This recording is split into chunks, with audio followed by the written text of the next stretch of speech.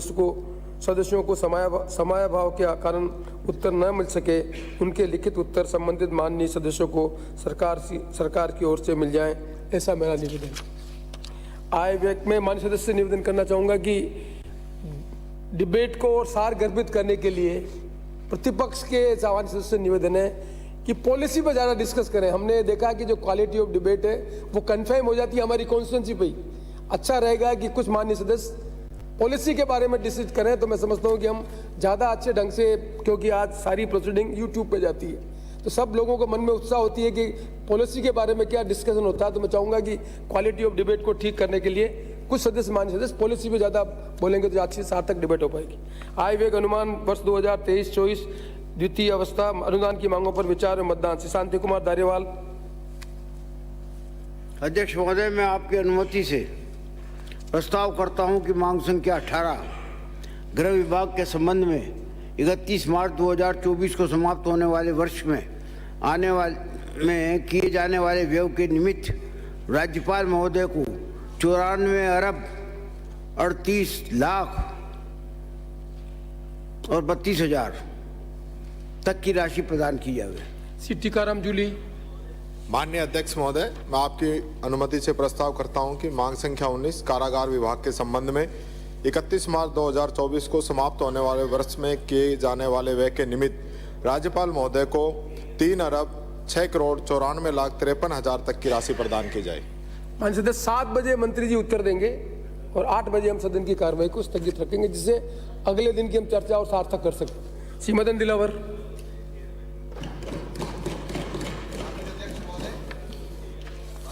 शांति प्रिय प्रदेश रहा है और उसके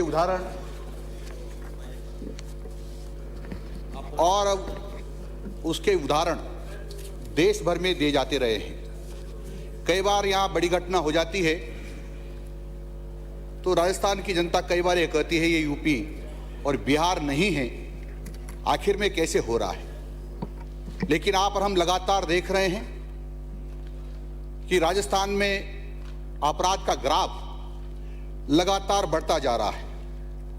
2021, 2020, 21, 22 की हम चर्चा करें तो लगभग 20 से 22 तक की तुलना हम करते हैं तो 27.67% अपराध में बढ़ोतरी हुई है और 21 और 22 की तुलना करते हैं तो अपराधों में 13.68% की बढ़ोतरी हुई है। माननीय अध्यक्ष महोदय, 2020 में हत्या हुई 1459, 2021 में 1516, 2022 में 1581, डकैती हुई 2020 में 67, 2021 में 66 और 2022 में 89। इस प्रकार से सबके आंकड़े लगातार सब अपराधों के बढ़ते जा रहे हैं।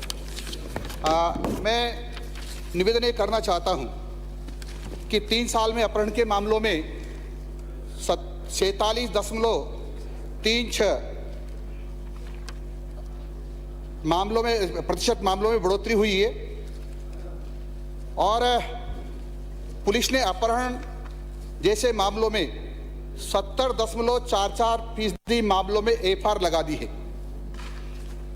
2022 में जो अक्टूबर तक के आंकड़े हैं लगभग 2,07,944 मुकदमे दर्ज हुए हैं, जिसमें से अभी 54,727 मामले पेंडिंग हैं, यानी उसकी अभी जांच नहीं की जा रही है या जांच चल रही है। माननीय सभापति महोदय, राजधानी जयपुर में ही 22 नवंबर को कांग्रेस के नेता पूर्व राज्य मंत्री गोपाल जी केसावत की बेटी का दिन दहाड़े अपहरण हो गया है। आज तक उसका पता नहीं चला है। माननीय सभापति महोदय, 3 नवंबर को मांग्यावास निवासी मुकेश सैनी घर से नौकरी के लिए निकला था, वापस नहीं लौट पाया। पुलिस आज तक उसको ढूंढ नहीं पाई है। माननीय सभापति महोदय, मैं ये भी निवेदन करना चाह रहा हूं कि जो मैंने मुकदमों की संख्या बताई है, इसमें लगातार ग्राफ बढ़ता जा रहा है, ऐसा मैंने कहा है। लेकिन तर्क क्या होता है सरकार का कि हमने लगभग सभी मुकदमे दर्ज करने के आदेश दिए हैं और राजस्थान में ऐसा कोई मुकदमा नहीं है जिसको लेकर प्रार्थी जाता हो और दर्ज नहीं होता हो। माननीय सभापति महोदय, इससे बड़ा झूठ मैं समझता हूं कुछ हो नहीं सकता है, क्योंकि राजस्थान में अधिकांश मामलों में रिपोर्ट दर्ज ही नहीं होती है। मैं महिलाओं की चर्चा करूं तो 2022 में 1337 महिलाओं के साथ गैंगरेप हुए हैं और 2162 बच्चियों के साथ बलात्कार, गैंगरेप और अपनी अश्लील हरकतें हुई है।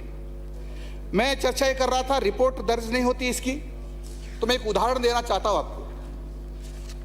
उदाहरण देकर के सरकार को आईना दिखाना चाहता हूं, जो ये कहते हैं ना कि हम सब रिपोर्ट दर्ज करते हैं। माननीय सभापति महोदय, रामनगरिया थाने का ही मामला है। एक रामनगरिया थाने में एफआईआर इस बात की दर्ज नहीं हुई कि एक व्यक्ति का प्लॉट था, हड़पने वाला उसको बुलडोजर से तोड़ रहा था, तोड़ दिया। वो एफआईआर दर्ज कराने गए तो उसकी एफआईआर दर्ज नहीं हुई, लेकिन जो आरोपी था उसके कहने पर पीड़ित व्यक्ति के खिलाफ रिपोर्ट दर्ज करके उसको प्रताड़ित किया गया।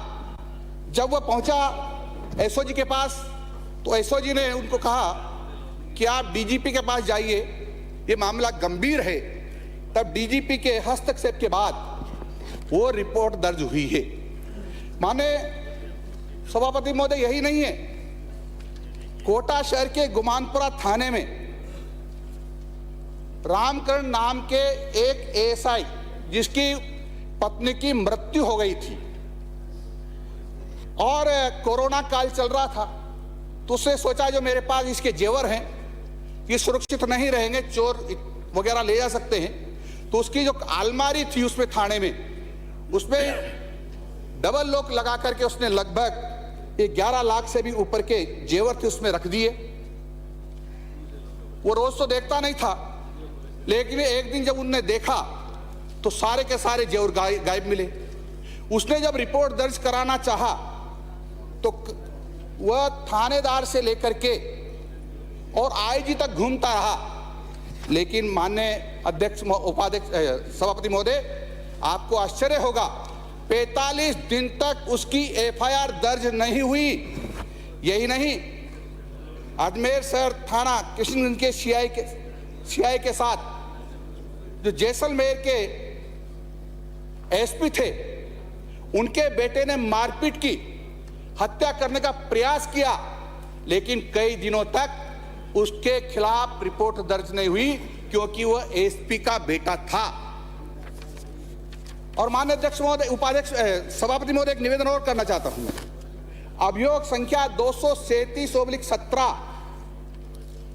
पुलिस थाना रिंगस जो सीकर जिले में है आता है, पीड़िता निर्मला देवी, उसका पति गोपाल पूनिया जिसकी उम्र 31 साल है,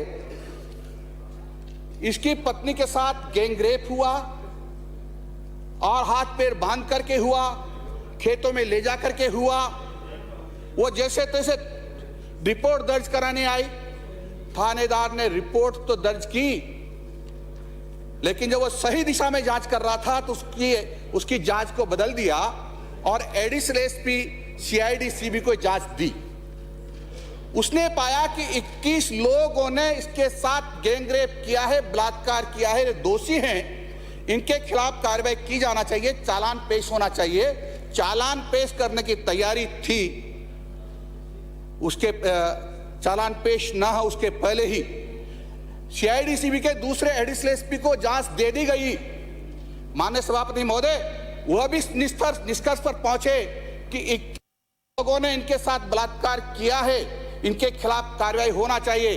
तो फिर सीआईडी सीबी के दूसरे एडिशनल एसपी को दे दी।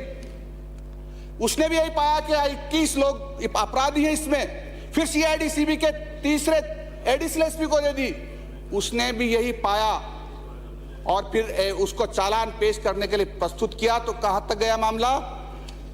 मामला डीजीपी तक गया और उसने जो जांच करता था उसने हाई कोर्ट के आदेश से हाई कोर्ट में अपनी रिपोर्ट भी प्रस्तुत कर दी थी कि इसमें 21 लोग दोषी हैं, गैंगरेप के दोषी हैं, सामूहिक बलात्कार हुआ है।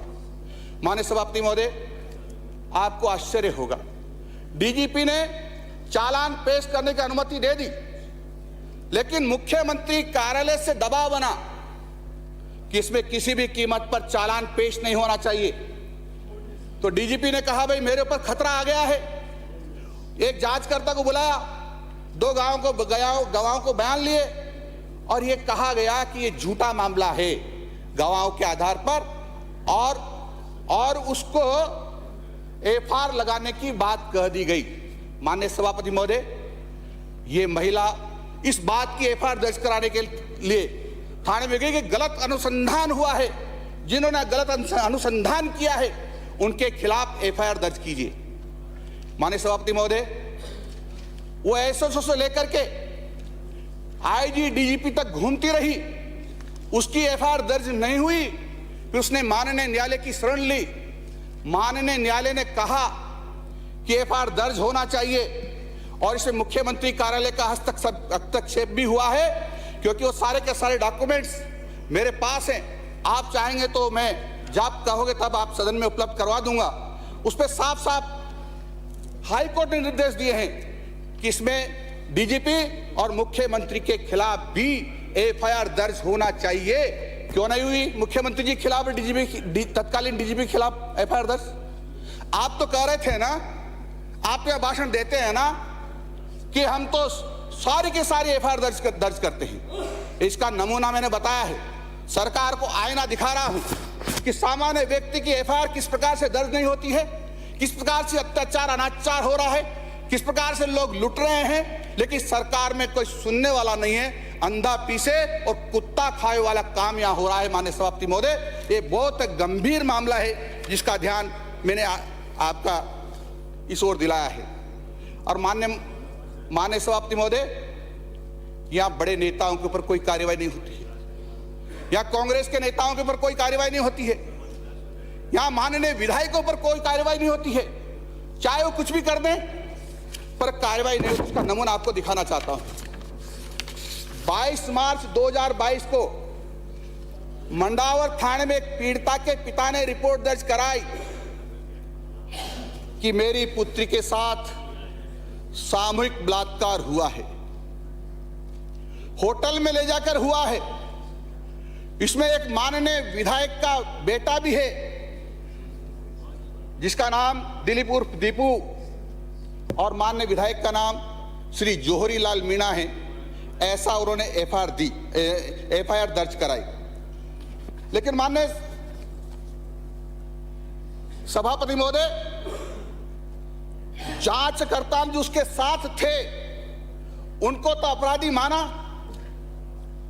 लेकिन माननीय विधायक के बेटे जो दिलीप उर्फ दीपू, इनको अपराधी नहीं माना। उसके फोटोज थे, सारा कुछ सबूत थे, जांच में प्रूव हो रहा था, लेकिन नहीं माना। और माननीय मुख्यमंत्री जी ने एक स्टेटमेंट दिया, इसमें जोहरी लाल मीणा जो माननीय विधायक हैं उसके बेटे का कोई लेना देना नहीं है। आखिर में परेशान होकर के पीड़ित पक्ष ने हाई कोर्ट का दरवाजा खटखटाया। हाई कोर्ट ने कहा कि ये दोषी, इसको गिरफ्तार करना चाहिए, फिर भी गिरफ्तार नहीं किया। वह कई न्यायालयों में अग्रिम जमानत लेने के लिए चक्कर काटते रहे, पुलिस को सारा ध्यान था कहां है वो, फिर भी गिरफ्तार नहीं हुआ। आखिर में जब हाई कोर्ट का ऑर्डर आया उसके बाद उसको गिरफ्तार मजबूरी में करना पड़ा। माननीय सभापति महोदय, मैं दूसरी ओर आपका ध्यान दिलाना चाहता हूं। इसी प्रकार से विकास आंजना नाम के युवक ने 2 फरवरी 2023 को निम्बाहेड़ा में 8 गोलियों से व्यक्ति को छलनी कर दिया। विकास आंजना नाम के युवक ने निम्बाहेड़ा के 8 गोलियों से और उसको छलनी कर दिया और हत्या कर दी। परिजनों ने श्री उदयलाल आंजना एवं उसके भांजे उप प्रधान श्री विक्रम आंजना पर लगे आरोप पर कोई कार्रवाई नहीं होना राजनीतिक संरक्षण। माननीय सभापति महोदय, विकास प्रजापति